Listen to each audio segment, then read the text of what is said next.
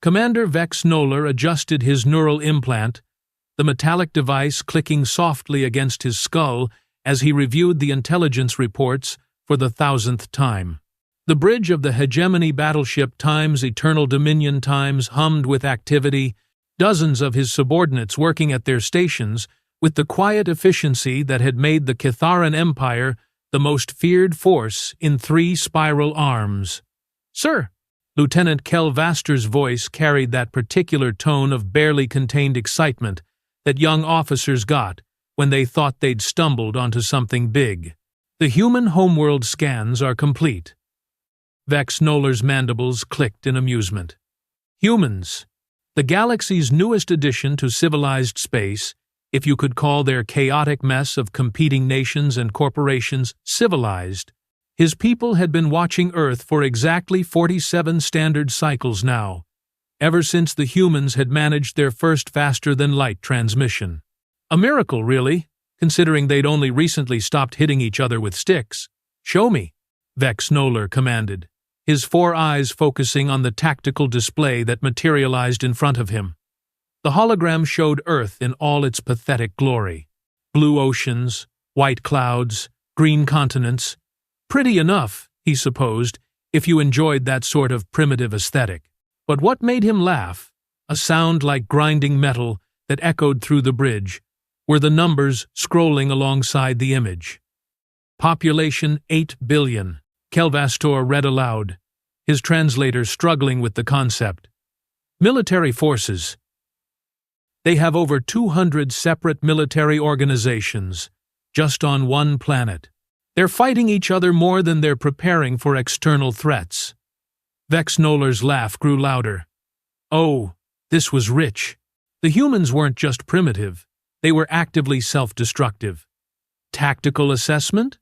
Senior Analyst Morketh, a veteran of Ablash, 17 conquest campaigns, stood from her station. Her scales shifted to a confident blue-green as she spoke. "Sir, based on our observations, the humans pose no threat whatsoever to the Empire. Their weapons are chemical-based projectiles and primitive nuclear devices. Their space fleet consists of exactly 12 vessels, none larger than a scout ship. I've seen cargo convoys with better protection." The bridge crew erupted in laughter. Even the usually stoic navigation officer Kel Thorne allowed himself a small chuckle. It was almost too easy. Almost unfair, really. "Sir!" Communications Officer Yex Lander spoke up, her voice cutting through the mirth. "We're receiving a transmission from the human homeworld. It appears to be diplomatic in nature." "Put it through," Vex Noller said, settling back in his command throne. "This ought to be entertaining." The main view screen flickered to life, showing a middle-aged human female in some sort of formal attire. She had graying hair and tired eyes, the look of someone who'd been dealing with problems far beyond her comprehension. Behind her, Vex Noller could see what looked like a hastily assembled chamber filled with more humans, all looking equally overwhelmed. "Greetings," the human woman said, her voice steady despite the obvious fear in her expression. "I am Director Elena Vasquez of the United Earth Defense Council. We've detected your ships." Vex Noller gestured for the communication channel to be opened. "Greetings, Director Vasquez. I am Commander Vex Noller of the Catharan Empire. Your species has caught our attention." He could see the human swallow hard. "Good. Fear was always a useful starting point in these conversations. We come in peace," Vasquez continued. "We're prepared to discuss terms of coexistence." "Coexistence?" Vex Noller's mandibles spread wide in what humans commenter might mistake for a smile, if they were particularly naive. "Director, I think you misunderstand the situation. This isn't a negotiation between equals. This is a surrender demand." The silence that followed was delicious. Vex Noller could see the humans behind Vasquez whispering urgently among themselves, their primitive emotional displays written clearly across their faces. Panic, anger, desperation. All the usual responses from species facing their first contact with superior civilization. What exactly are you demanding? Vasquez finally asked. Simple terms, Vex Noller said, enjoying every word. Complete submission to the Kytharan Empire. Your military forces will be dissolved. Your governments will be replaced with imperial administrators. Your resources will be allocated according to imperial needs. Your people will be integrated into our labor force as appropriate. More whispers from the Human Council. One of them, a male with white hair, leaned forward and whispered something urgently in Vasquez's ear. She listened, nodded, then turned back to the screen. And if we refuse? Vex Noller's laugh could have powered a small mining station. Director, have you seen the size of our fleet? We have over 3,000 ships in this sector alone. Your entire planet could be sterilized in less than 6 hours. This isn't a threat. It's a statement of fact. The human director's composure finally cracked, just a little. He could see her hands shaking as she gripped the podium in front of her. How long do we have to consider your terms? 48 standard hours? Vex Noller said magnanimously. After that, we begin orbital bombardment of your major population centers. I suggest you use the time wisely. He cut the transmission with a gesture, leaving the humans to contemplate their fate. The bridge crew was still chuckling as the view screen returned to its tactical display. Sir, Quelvastor said, shall I begin preparations for the occupation force? Of course, Vex Noller replied. Though I suspect we'll barely need 1/10 of our standard complement. These humans will fold faster than wet cardboard in a supernova. Morketh approached his command throne, her scales now a satisfied golden hue. Sir, if I may, this conquest might set a new record for speed and efficiency. The humans appear even more disorganized than the Veltari were during their capitulation. The Veltari at least had energy weapons, Vex Noller mused. These humans are still throwing metal pellets at each other. It's almost sad, really. The next 36 hours passed exactly as expected. The Kytharan fleet maintained its position at the edge of the Sol system, monitoring human communications with the kind of casual interest one might show while watching insects scurry around after their nest had been kicked. The humans were predictably chaotic. Their communication networks buzzed with panic. Their military forces scrambled around like headless fowl, and their political leaders held emergency session after emergency session that seemed to accomplish nothing except generating more arguments. Sir, Communications Officer Yex Lander reported during the second day, we're intercepting increased military chatter from the human forces. They appear to be mobilizing their fleet. Vex Noller nearly choked on his stimulant drink. Their fleet? All 12 ships? Yes, sir. They're converging on a position approximately halfway between their moon and our advanced scouts. The entire bridge fell silent for a moment before erupting in laughter so intense that several junior officers had to steady themselves against their stations. Even the usually professional senior analyst Morketh was holding her sides, her scales flickering between blue and gold in amusement. They're actually going to fight, Quelvastor managed between gasps. 12 ships against 3,000. It's not even mathematically possible for this to be a groof battle, Vex Noller said, wiping moisture from his eyes. It's going to be target practice, with the emphasis on target. He activated the ship's intercom system. Attention, crew of the Eternal Dominion. In approximately 6 hours, we will be conducting live fire exercises against the human resistance force. I expect this to take no longer than 15 minutes. Weapon crews. Please remember to record the engagement for training purposes. Future officers will want to study what happens when a primitive species attempts to fight a modern military. The announcement was met with cheers throughout the ship. Even the maintenance crews in the lower decks were probably laughing themselves senseless. Sir, Navigation Officer Kel Thorne spoke up. Should we alert the rest of the fleet? They might want to observe. Excellent idea, Vex Noller agreed. Send word to all ships. We'll make this a fleet-wide demonstration. The humans want to go out fighting? We'll give them a death worth remembering. 4 hours later, the human fleet appeared on long-range sensors. 12 ships, arranged in what appeared to be some sort of battle formation. Vex Noller had to admit they looked surprisingly organized for such a primitive force, but organization wouldn't help when you were this outgunned. Visual contact established, Yexlander reported. The main view screen showed the human fleet in all its pitiful glory. The ships were smaller than Vex Noller had expected, sleek and angular in design, but they looked like toys compared to the massive bulk of Kitharan dreadnoughts. "Sir," Morketh said, studying her tactical readouts, "the human vessels are odd." "Odd? How?" "Their energy signatures are strange, almost like they're running completely silent, except for basic life support and propulsion." Vex Noller waved dismissively, probably trying to hide their weapons systems until the last moment, as if it would matter. "Incoming transmission from the human fleet," Yexlander announced. "Let's hear their surrender," Vex Noller said, settling back to enjoy the moment. A woman in a blue uniform faced the camera, her expression calm and professional. She had short brown hair and steady green eyes that showed no trace of the fear Vex Noller expected to see.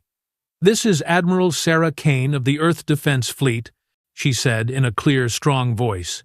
"You have threatened our world and demanded our surrender. We reject your terms." Vex Noller blinked in surprise. This wasn't the terrified capitulation he'd anticipated.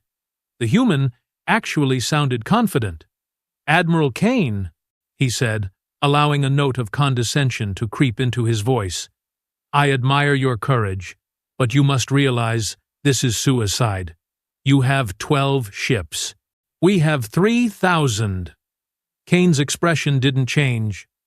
"Commander, you're making the same mistake that a lot of people have made throughout history. You're confusing quantity with quality." "Quality?" Vex Noller's laugh was sharp and disbelieving. "Admiral, your ships are held together with metal bolts and chemical fuel. My flagship alone masses more than your entire fleet combined." "Mass isn't everything," Kane replied calmly. "Sometimes it's about hitting the right target at the right time." Something in her tone made Vex Noller pause. There was no fear there, no desperate bravado, just quiet confidence, as if she knew something he didn't. "Sir," Quell Vastor whispered urgently, "our scouts are reporting something unusual about the human formation." "What kind of unusual?" "They're not arranged for defense, sir. This looks more like an attack formation." Vex Noller stared at the tactical display. The young lieutenant was right. The human ships were positioned not to protect each other, but to maximize their offensive potential, which was absurd, because they had nothing to be offensive with. "Admiral Kane," Vex Noller said, returning his attention to the view screen, "this is your last chance to surrender. Stand down your vessels and prepare to be boarded." Kane smiled, and for the first time since this conversation began, Vex Noller felt a small chill run down his spine. "Commander," she said, "you wanted to see what humans do when we're threatened. Well, you're about to get a demonstration." The transmission ended abruptly. "Sir!" Morketh called out, her voice suddenly tense. "The human ships are moving. They're accelerating directly toward our fleet." Vex Noller watched the tactical display in disbelief. The 12 human vessels were indeed accelerating, their formation tightening as they approached the outer perimeter of the Kitharan fleet. "This is insane," he muttered. "They're committing suicide." "Sir," Kelthorn said, his voice carefully controlled, "their acceleration curve, island. Unusual." "Unusual how?" "They're moving faster than our projections suggested possible for chemical propulsion." Vex Noller frowned at the display. The human ships were indeed moving quickly, but it hardly mattered.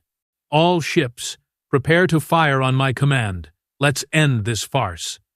The massive Kitharan fleet began to reorient itself, thousands of weapon systems swiveling to target the approaching human vessels. It was like watching a dragon prepare to swat a fly. "Sir," Yaxlander said, her voice tight with confusion, "we're detecting energy spikes from the human vessels."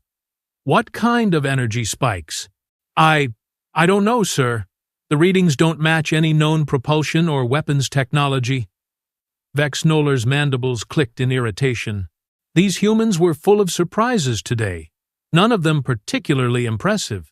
All ships, fire at will. The space between the two fleets erupted in brilliant light, as hundreds of plasma cannons discharged simultaneously. The combined firepower of the Kitharan fleet could have cracked a moon in half. Against 12 small human ships, it should have been instant annihilation. Should have been. "Sir," Quelvaster's voice was barely a whisper. "The human ships, they're still there." Vex Nolar stared at the tactical display in disbelief. Where he expected to see expanding clouds of debris, he saw 12 intact human vessels, still accelerating toward his fleet. "How is that possible?" he demanded. "Sir," Morketh called out, her scales now a shocked pale white, "the humans aren't where we fired." "What do you mean?" "I mean, they're not where our targeting computers said they were. They moved faster than our weapons could track." Vex Nolar felt a cold knot forming in his stomach. "That's impossible. No ship can accelerate that quickly without turning the crew into paste."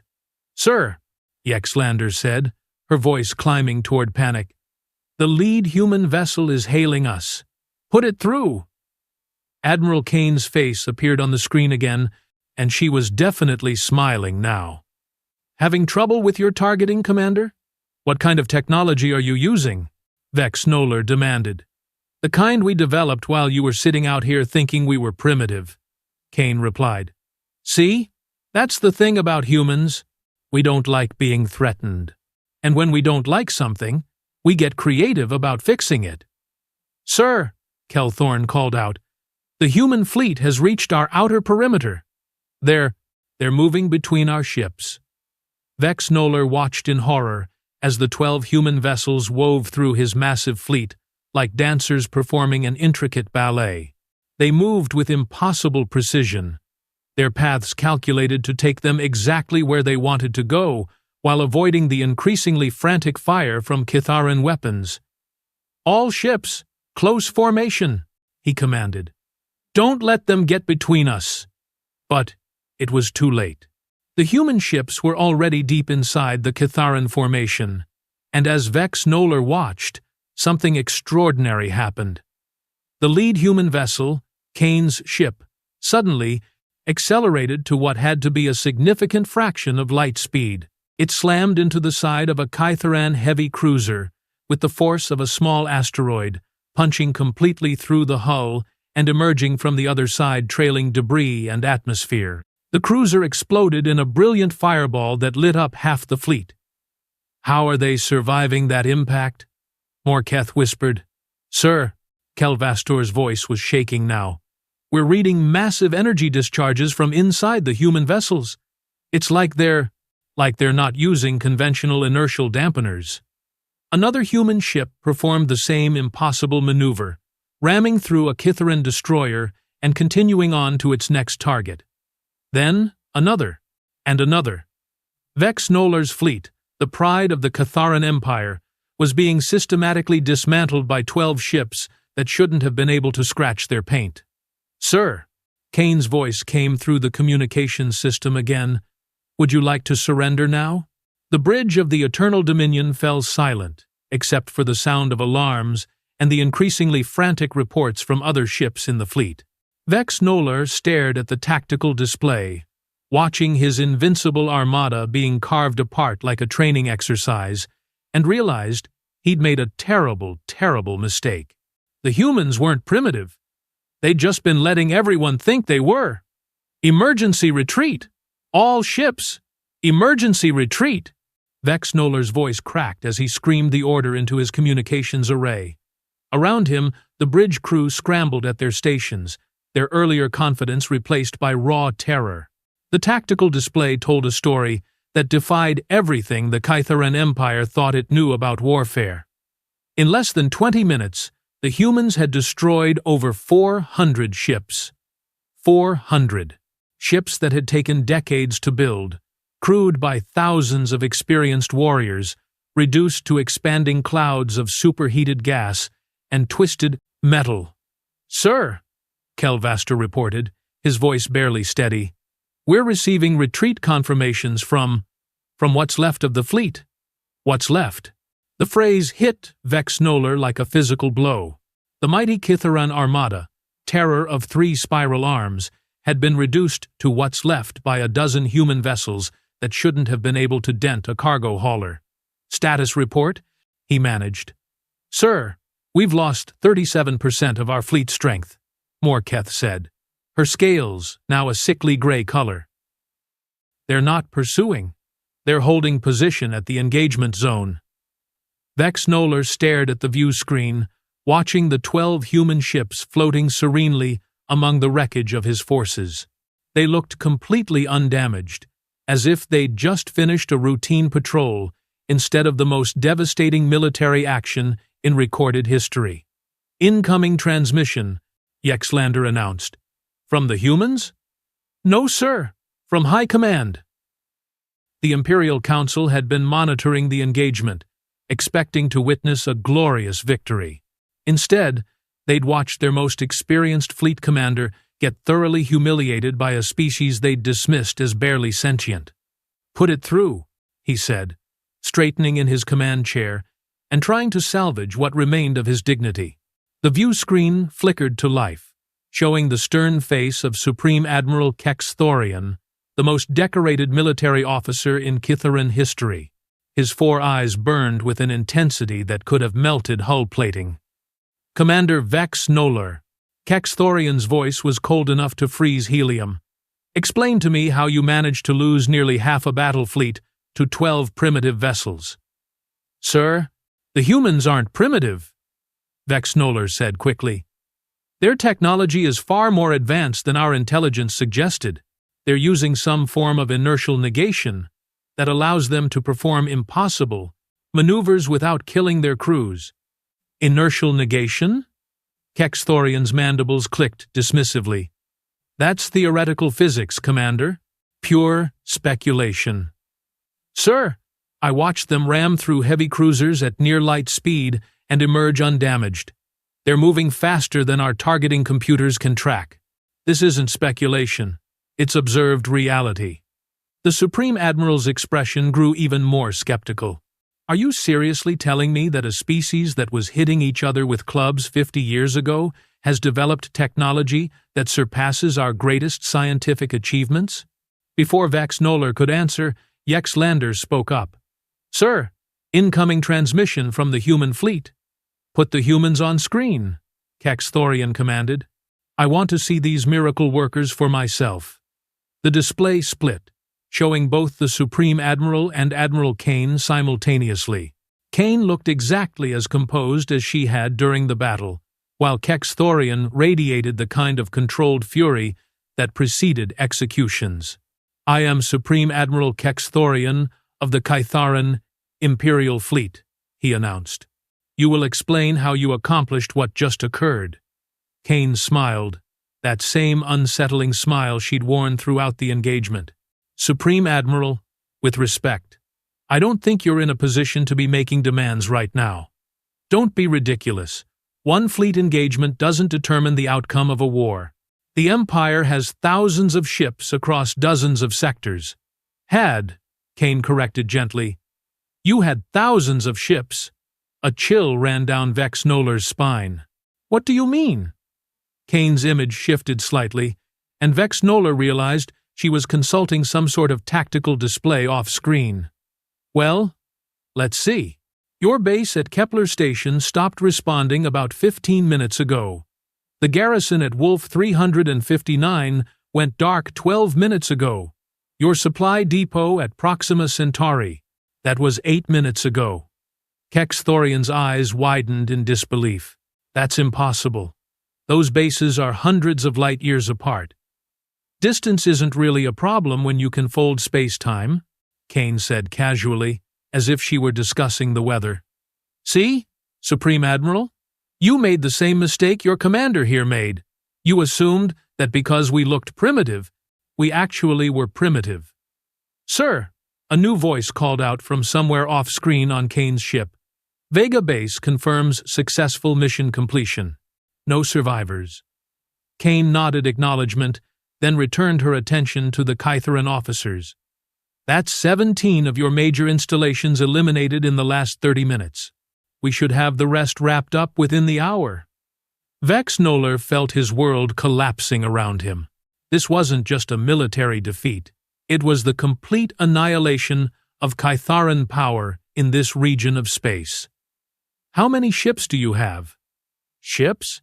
Kane laughed, and the sound was like breaking glass.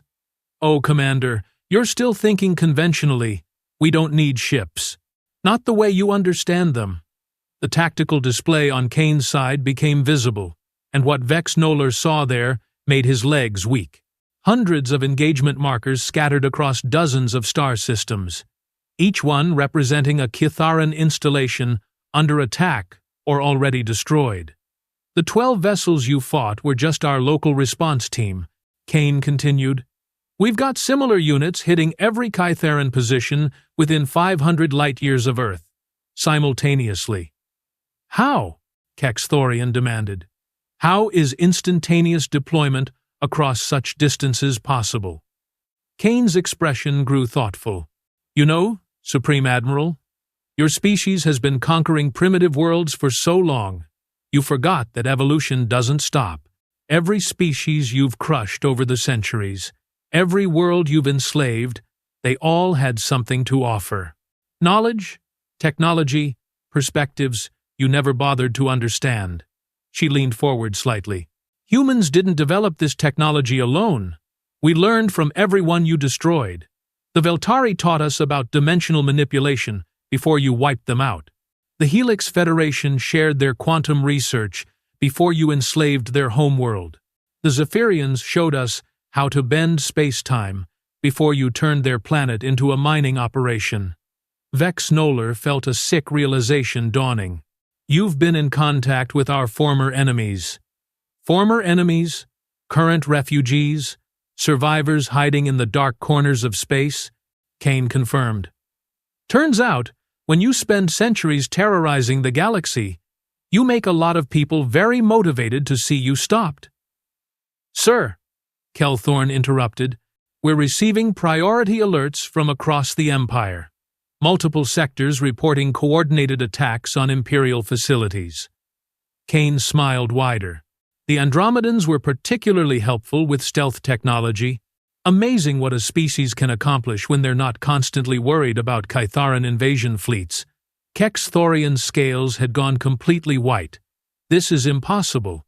The logistics alone are surprisingly manageable when you don't think in terms of traditional fleet movements, Kane said. Each of our response teams operates independently, with instant communication and deployment capabilities. We can coordinate simultaneous strikes across thousands of light-years as easily as you'd coordinate an attack on a single planet. Sir, Yexlander called out urgently.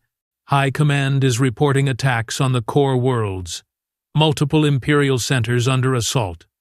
The Supreme Admiral's composure finally cracked. The core worlds?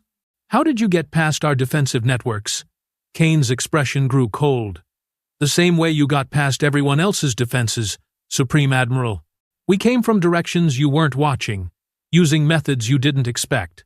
At times, you weren't prepared for. This is madness, Vex Noller whispered. You're talking about dismantling an empire that spans half the galaxy. Actually, Kane said, checking her display again, we're about 60% finished. Your military infrastructure is proving surprisingly fragile when attacked by forces it wasn't designed to counter. What do you want? Kexthorian asked, his voice hollow with defeat. Kane's smile vanished, replaced by an expression of steel. What we want is simple, Supreme Admiral. Complete withdrawal of all Kytheran forces from occupied territories, reparations to be paid to every species your empire has enslaved or destroyed, and a formal guarantee that the Kytheran Empire will never again engage in aggressive expansion. And if we refuse? Then in approximately 6 hours, there won't be a Kytheran empire left to refuse anything. The bridge fell silent, except for the steady stream of damage reports from across Imperial space. Vex Noller stared at the tactical display, watching centuries of Kytheran dominance crumble in real time. "How long?" he asked quietly. Kane looked puzzled. "How long what? How long have you been planning this?" Kane's expression softened slightly. "Commander, we weren't planning anything. We were just trying to survive. Your arrival at Earth was the trigger, but the capability has been building for decades. Every refugee ship that made it to human space, every survivor who shared their knowledge, every species that taught us something your empire tried to destroy." She paused, her gaze distant. "You see, that's the thing about humans. We adapt, we learn, and we really don't like bullies." "Sir," Quelvastor reported, "receiving surrender requests from Imperial commanders across 17 sectors." Kex Thorian closed his eyes. "Patch me through, to all Imperial forces." "Yes, sir." The Supreme Admiral straightened, somehow managing to maintain his dignity even in complete defeat. "This is Supreme Admiral Kex Thorian. To all Imperial forces. Effective immediately. All Kytheran. Military units will cease offensive operations and withdraw to designated safe zones. Commanders will await further orders regarding formal surrender terms." Kane nodded approvingly. "Ah, a wise decision, Supreme Admiral. We'll be transmitting coordinates for neutral meeting zones where we can discuss the details of transition." "Transition?" Vex Noller asked. "The galaxy is about to become a very different place, Commander," Kane explained. "For the first time in centuries, species will be free to develop without worrying about Imperial conquest. There will be challenges, certainly, but they'll be challenges of cooperation rather than domination." The transmission ended, leaving the bridge of the Eternal Dominion in stunned silence. "Sir?" Morketh asked quietly. "What are your orders?" Vex Noller looked around at his crew. These officers who had served with distinction through dozens of campaigns, who had never known anything but Kytheran supremacy. Now they were all staring at him with the same question in their eyes. "What happened to our invincible empire?" "Set course for the designated safe zone," he said finally, "and send a message to all our remaining ships. The war is over." "Sir?" Quelvastor ventured. "How did we not see this coming?" Vex Noller considered the question as he watched the last few human ships on the tactical display. 12 vessels that had shattered an empire. "Because we stopped learning, Lieutenant. We got so comfortable being the strongest that we forgot other species might keep growing stronger." 3 months later, Vex Noller found himself sitting in a conference room on a space station orbiting the former Imperial capital. Across from him sat Admiral Kane, along with representatives from dozens of species that had once lived in fear of Kytheran might. The transition had been surprisingly smooth. Without the constant threat of Imperial expansion, former subject worlds had rapidly organized themselves into cooperative networks. Trade flourished, technology advanced, and for the first time in living memory, the galaxy was at peace. "The final reparation schedules have been approved," Kane announced, sliding a data pad across the table.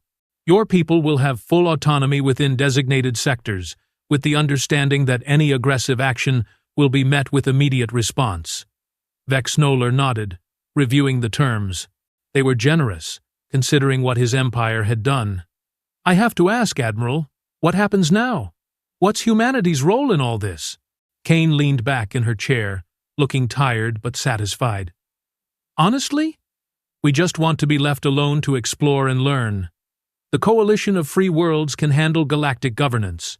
Humans prefer to push boundaries and see what's out there beyond the next star. And if another conquering empire emerges?" Kane's smile returned, though it was gentler now than the predatory expression she'd worn during the battle. "Then they'll learn the same lesson you did, Commander. The galaxy is full of species that look weak until you threaten something they care about. As Vex Noller left the station and headed back to what remained of Kytherin space, he reflected on the Empire's greatest mistake. They had been so focused on appearing strong that they'd forgotten the most important lesson in the universe. The truly dangerous opponents are the ones who don't look dangerous at all. Humanity had seemed primitive, divided, weak. Instead, they had proven to be the most formidable force the galaxy had ever seen, not because they were naturally superior, but because they refused to accept that superior force was the only path to security. The humans had been underestimated once. It would never happen again.